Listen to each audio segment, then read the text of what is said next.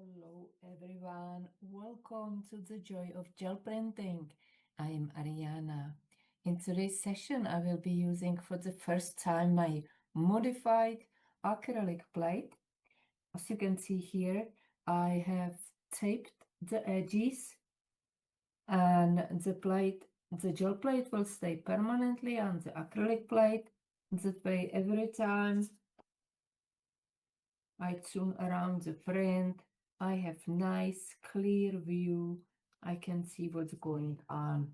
The reason why I have done that because my first plate it's dirty and it's hard to wash. I used hot water and soap and I was unable to remove it. So now when I turn it over, look at my print, I don't really know what's going on the plate and what is on the gel print.